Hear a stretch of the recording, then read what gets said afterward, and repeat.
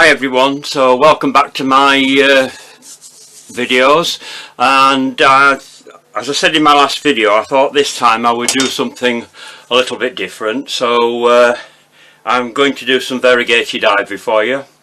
There are lots of different shapes of ivy, so it's a matter of preference as to which sort of shape you want to go for. But when it comes to sprays of flowers, I find that variegated ivy tends to look a bit better than just plain green ivy, and it does come in various different forms, either a pale green with deeper green centres, or the one that I'm doing today is a creamy colour with a green centre. So I'll get onto it first of all and show you which cutters I'm going to use.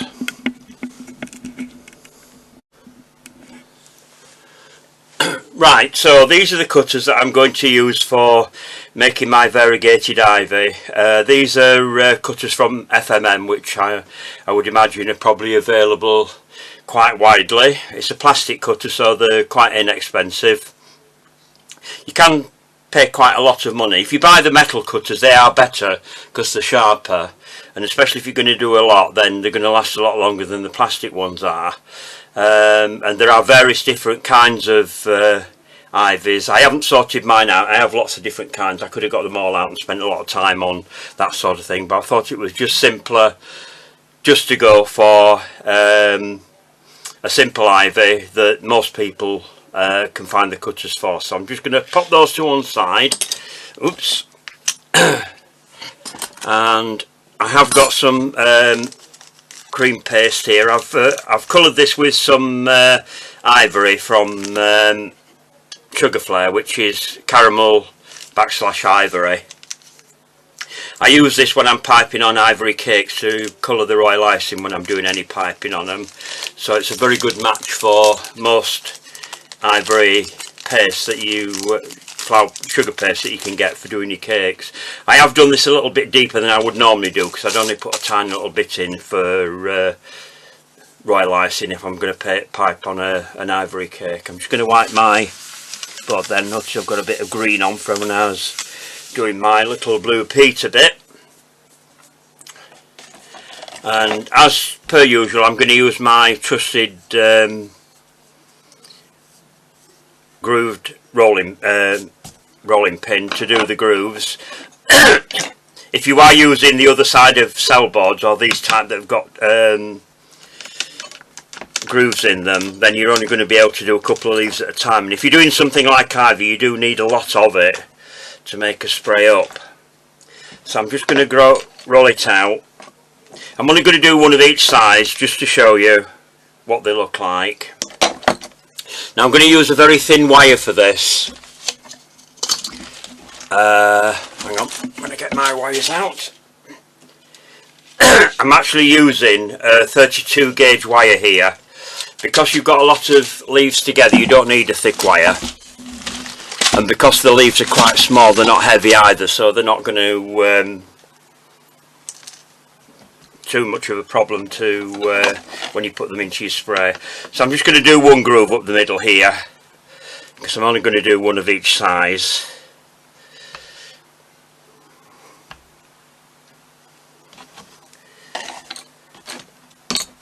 Now then, the other thing that I'm going to use, when I find where I've put it, is the veiner that I'm using for doing my ivy. Now I don't buy ivy veiners, I have got some, but I use a nasturtium veiner, which is this one here, because it's got aerial veins coming out from the centre. Any leaf that you're doing that's got aerial veins coming out, you can use this for things like water lilies, as well as your nasturtium leaves and ivies and things like that sort of thing. Just put them in the centre of there. Right, so I'm going to, when I find my scissors, whatever I've done with them, I'm supposed to get myself more organised, and I'm still looking for things. So I'm going to cut this in half. And then what I usually do, because there's a lot of leaves on ivy and you don't need a long wire, I'm going to cut this into 3 now. So you've got 2 there and another 4 there. you don't need long wires, because what we're going to do when we assemble it, I'm going to put it onto another wire. So you'll use a lead wire, and then you attach your leaves to that wire. So I'm just going to cut out one of each of these leaves. So I'll start with the large one.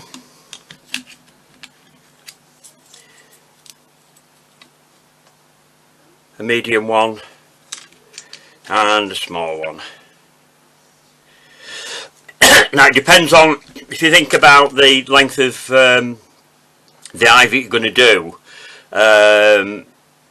what you need to do is to work out how many you're going to need of each size. I tend to do slightly fewer of the larger ones and the smaller ones, and more of the middle ones, because they're going to be your main ones in the centre. It depends how many stems you're going to put together to make up your ivy, because you do get sort of like a long length with smaller lengths coming off of it.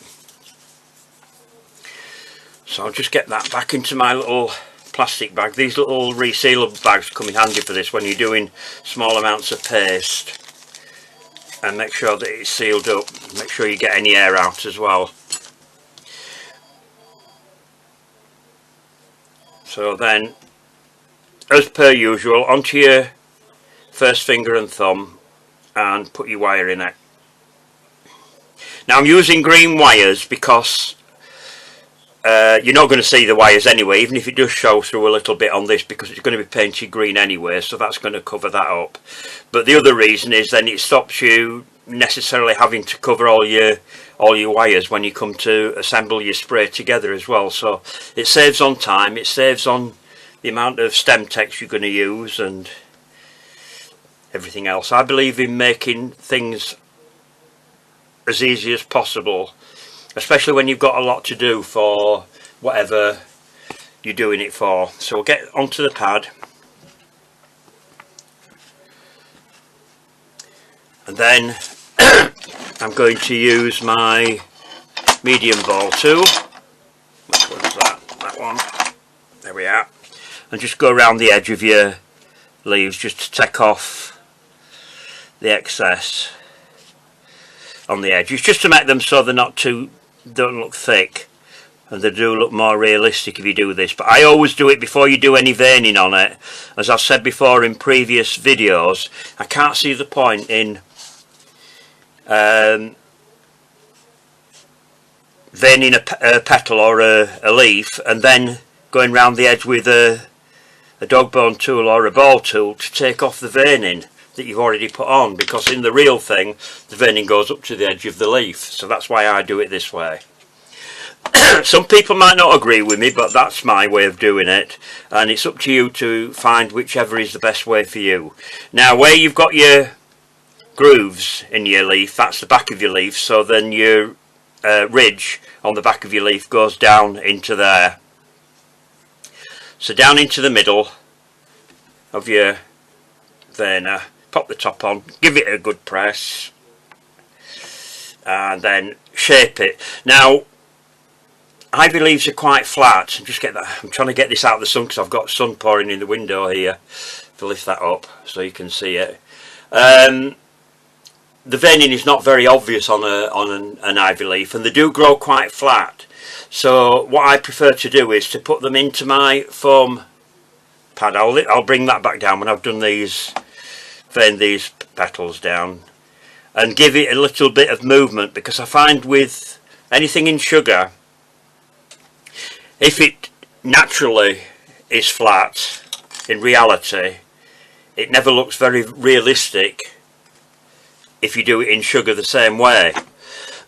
It can look a bit dead. So I tend to prefer to give a little bit more shaping to these sort of things that are quite flat. So what I've done is I've just popped those onto my foam. If I bring that around so you can see that there, and pop them into my foam. Right, so of course then you put those to one side to dry, and when you've got those dried, I've got some here that I've already prepared earlier, ready to colour. Now I found this out by chance quite a number of years ago. Somebody that I know had entered a sugarcraft competition, one of our smaller ones in the north of the UK, in York. We don't see it so much these days because it's difficult getting people to come so far for these smaller shows. I'm just going to move these that I've already coloured out of the way while I colour these. Now I've got two colours here that I'm using. One of them is hang on, let me get my lid and I'll tell you. One is called Frosted Leaf, which is the lightest one, and sorry, yeah, that's right. And then the other one I've got is called Golden Holly. Now both of these colours, and these are from Edible Art, they're colours that I use a lot of. And the thing is with these that adds to the realism of the video is of the leaf, and it probably sounds a bit strange, is that both of these colours have got flecks of gold in it, and for some reason it works really well with Variegated Ivy. So I'm just going to move that off of there for a minute because I don't want to get any colour on my pad. I'm just going to get a piece of kitchen roll. Oh, don't do what I've just done. I've just knocked a pot of colour over, and I use the lids to do as a palette to do to mix my colour with the isopropyl, and I've got one of these shot syringes that I use for doing this, so it's got a bit of isopropyl in it. You don't need a great deal, and I'm going to start off first of all with the lightest colour, so I'll put a couple of drops in there. That's it. And then for that I'm going to use a number 2 sable brush. I haven't got enough in there, that needs a bit more. I might have to get some more isopropyl. It's a bit better. Just reconstitute. The advantage with this is when you've painted with it, if you leave the lid open to let it dry out again, all you do is just add some more isopropyl to it if you've got some colour in there, and it saves you using too much of your powder colour, and you just do that until you need to add some more. So what I'm going to do is I'm going to paint down the middle, and then I'm going to bring it out. Now you can be quite rough with this, don't be neat with it, because the way that Variegated Ivy colours itself is very, for want of a better word, higgledy-piggledy. Just picked a hair up there. In other words, it's not even.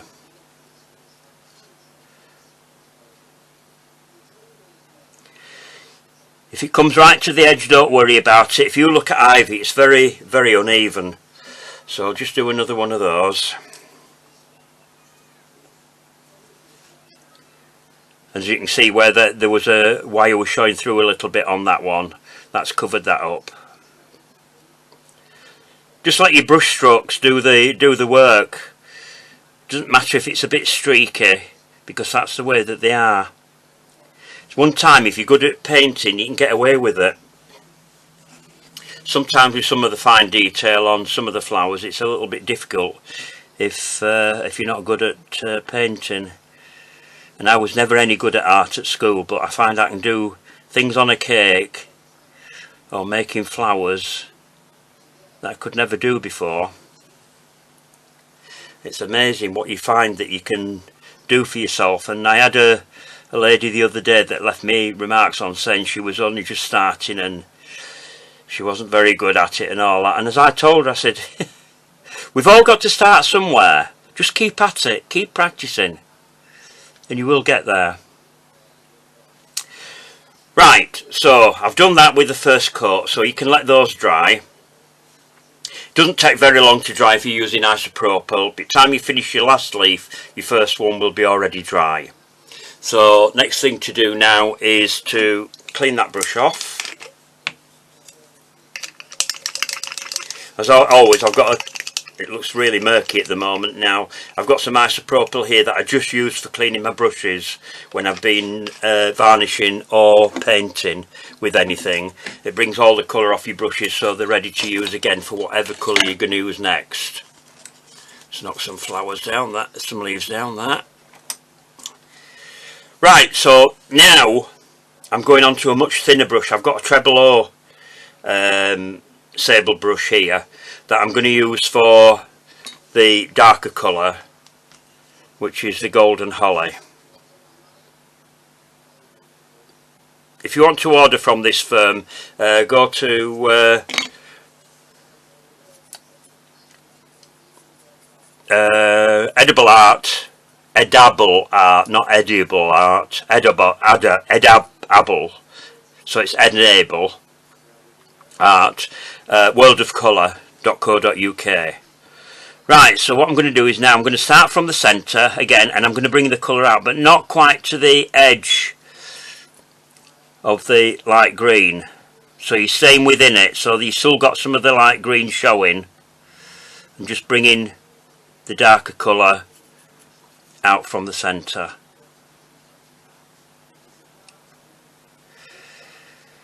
And no two leaves are going to be alike, so don't worry about it if they don't look the same. It doesn't matter.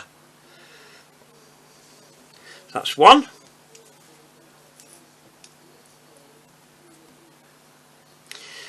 I find it quite relaxing doing things like this, you know. I know some people get a bit impatient, but it can be quite therapeutic.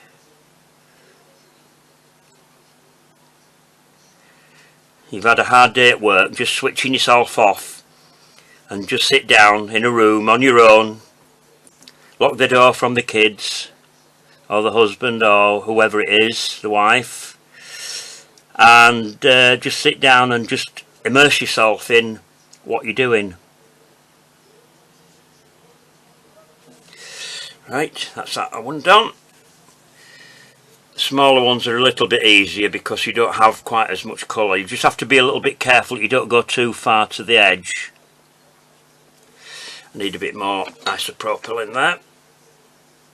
I think I just had enough in left in my syringe to do these that I'm doing now.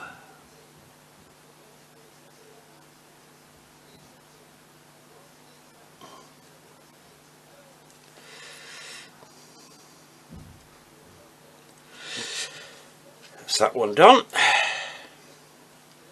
Because I've got sun shining in from the window at the side, I don't know whether you can see it, but it's showing up the gold flecks in it, which looks quite nice on this ivy. So remember when I've been to this particular show and I heard about this, I was talking to somebody that I knew that did flowers, and she did at a later date make them for me when I had a lot of orders on. And I said, I've seen these ivy leaves and they really look realistic. And she said, oh, show me where it is. So I showed her. I said, oh, she said, I did those. And then she told me how she'd done it, you know. And it's amazing what you can learn from other people when you're doing these sort of jobs. Right, so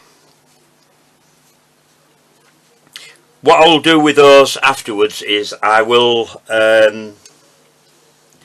varnish those. But what I'm going to do now is I'm going to put the whole thing together, because you can varnish all of your leaves once you get it into a spray. It's a bit easier because you've got everything together. So those are two medium ones there. Just sort all these out. In comparison to my usual videos, this is going to be a fairly short video because there's not as much to it as there is with the others. But I am going to do another video after this, so if you watch out for it that are watching now, I'm going to do a bamboo orchid, and then I'm going to put the leaves together in a spray with that orchid. Just get those brushes out of the way, that one's cleaning that one.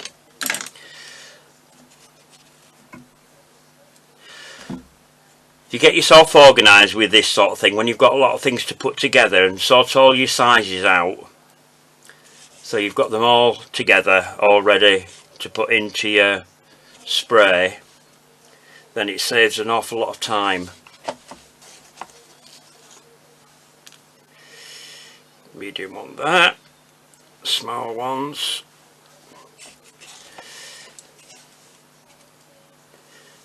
I mean, if you wanted to, you could do ivy trailing down a cake just on its own. You don't necessarily have to put anything else in with it. Or you could put another trailing flower that will go with it, something like jasmine or clematis or something like that. So try, or even sweet peas or anything like that that trails, and they all go together. Because the thing is, when you're making sprays up, then you've got to think about what a florist would put together in a spray when they're making it, depending on what the purpose of that spray is. So when you're doing sugarcraft, you have to learn a bit about horticulture and floristry as well, because it all comes into it. Right, so what I'm going to do now is I'm going to get another wire to attach everything to. And I'm going to use a 28 gauge wire for this. It's going to thicken up with all the wires that are taped into it, but you need something, depending on what you're going to do with the spray. If you're putting it into a spray of flowers and you want it to hold its shape, so you need something that's strong enough to do that. This is the size of wire that I would normally use for leaves, but because these are so small, you wouldn't use a wire that's that thin. And I've lost my scissors. There they are, hiding under there. If I had a bigger workroom, I'd be able to see everything, wouldn't I? What I'm going to do now is I'm going to cut this in half, because I probably won't use more than half of that anyway. And I'm using some a darker green tape than I've used for a lot of the other things, because I don't want it to detract from what I'm doing on it. So start at the very top and tape down.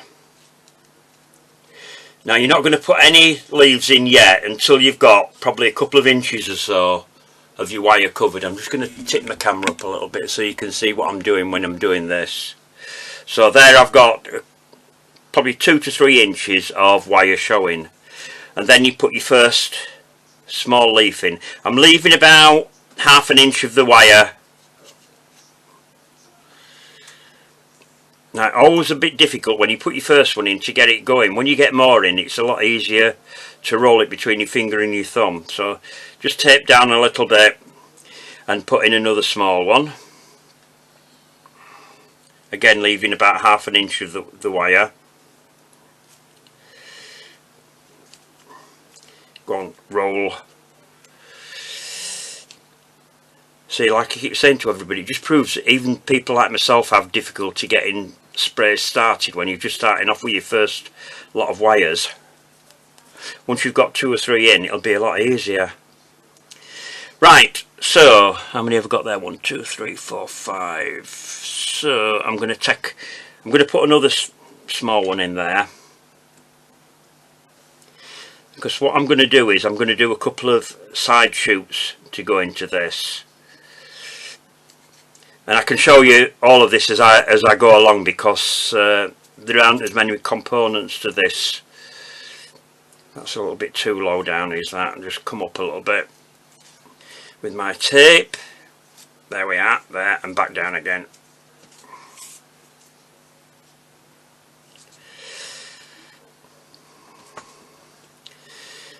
And then I'm going to put in some medium ones. 1, 2 or 3 turns, and then your next one in.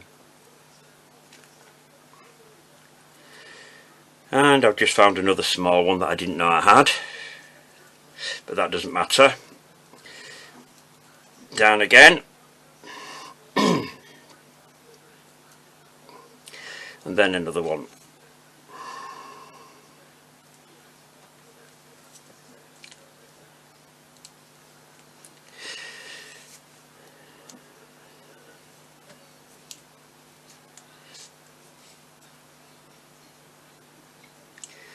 Now at this point, if you wanted to, you could put another spray in from the side. So what I'm going to do is I'm just going to leave that one as it is. I'm just going to tape down so that those wires stay put where they are.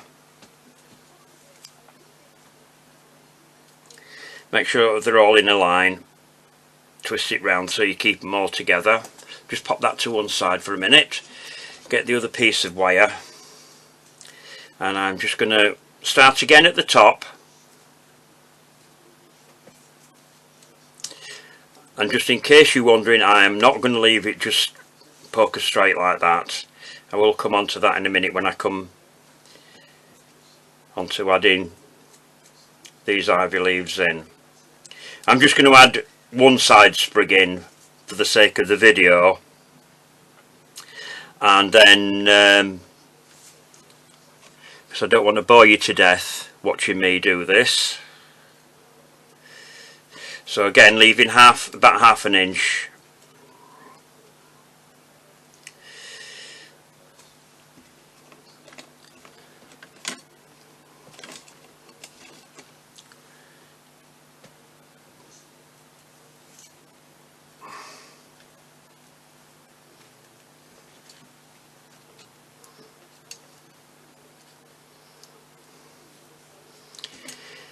And another one.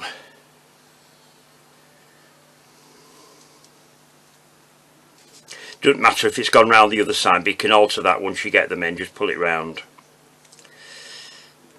and then we'll put some medium ones in.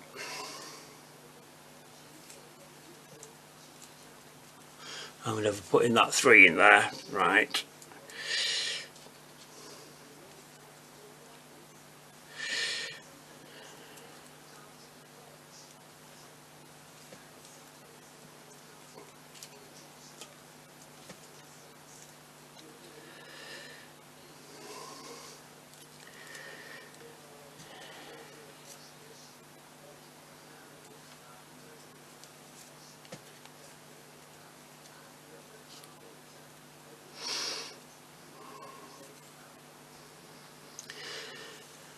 How many have you got left? 1, 2, 3, 4, 5, 6.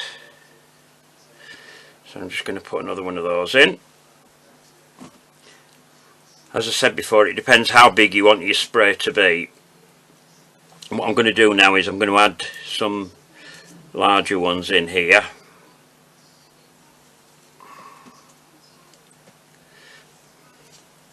Doesn't matter that that's covering that now, because they're going to go out to the side anyway, and they go opposite sides to ivy leaves.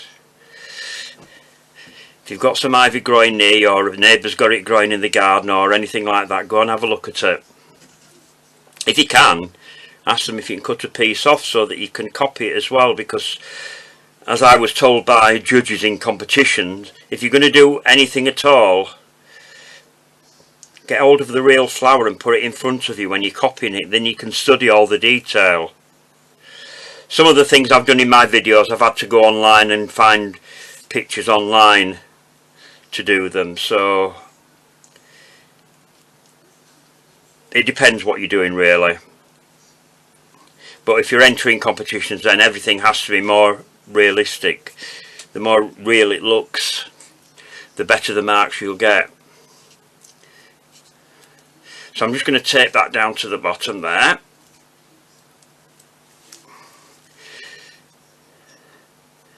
And then what I'm going to do here is I'm going to go back up.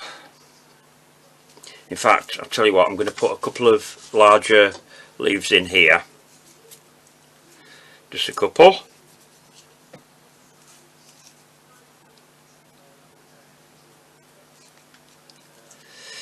So start it off again. Put some larger leaves in.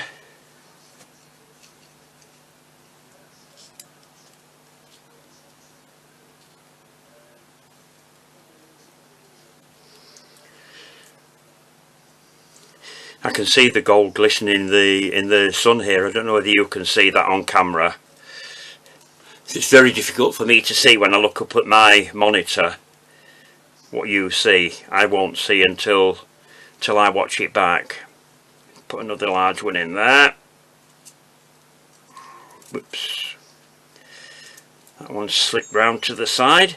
One of the advantages of shaping your leaves as well is that when you're doing this, you can get them laid between the leaf above, and it helps to keep them in position until you're ready to position them. Right down to the bottom. So what I'm going to do now is I'm just going to get another piece of tape here, and I'm going to start up again there.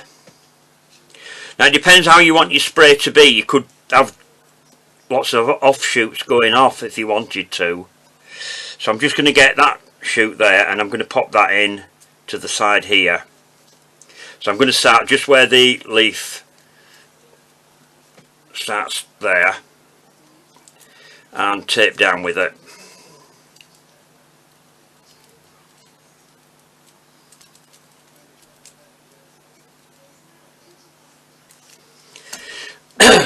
So now I can open it out. So I'm going to start at the bottom. So if you pull your leaves out like that and then bend them back like that, so they sort of go out and then bend it up so that the leaf lays flat like that.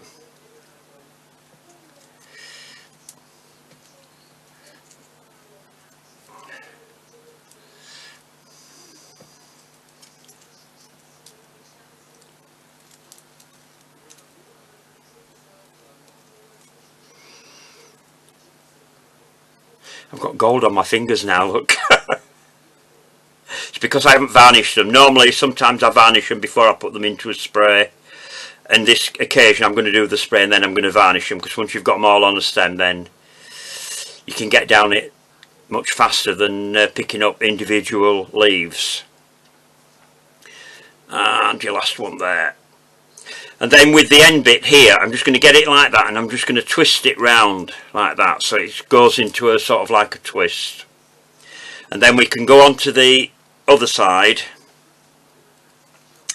up and back, up and back, up and back,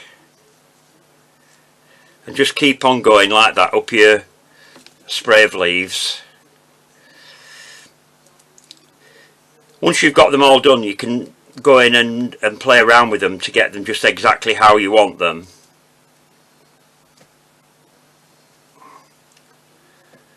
Just be careful you don't break them. This is why I try and get wires to go as far up the leaves as I can, so that if you do get hold of them lower down where the wire is when you're bending them back like this, so that you've got a backbone, if you like, on it.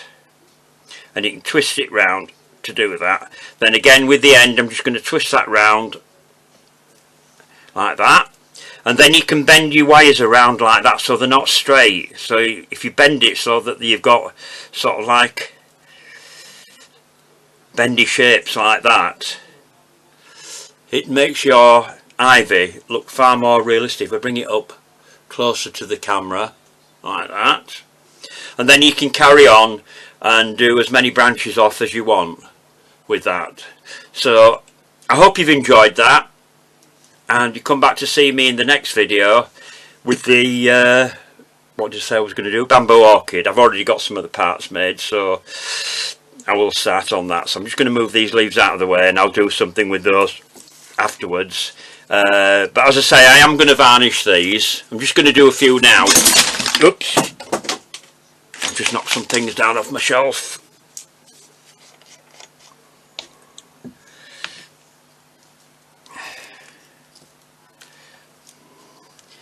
And the thing is, once it's laid down like that, if you want to varnish something, it's a lot easier to do.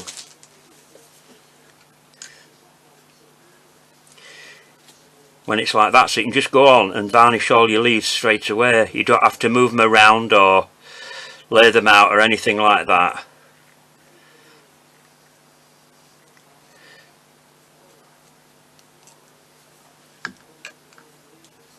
And you can do quite a few leaves all together without having to put extra varnish on your brush as well. And if you're using the leaf glaze, then it dries fairly quickly anyway, so by the time you finish, your first lot of leaves will have already dried.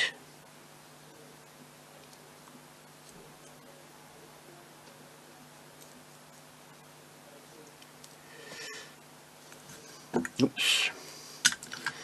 Just move that leaf out of the way so you can get the one underneath.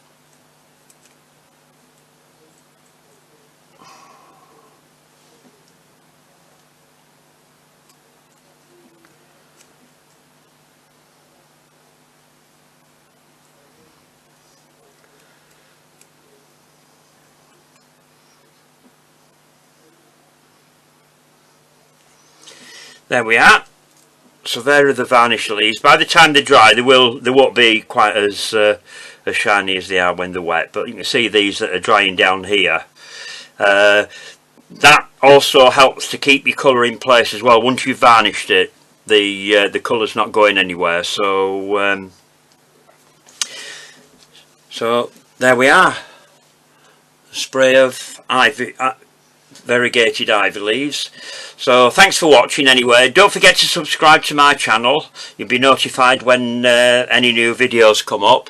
It's free to subscribe, and if you've got any comments about anything or anything you'd like to see, then please leave them down below, and take care, and I'll see you in the next video. Stay safe.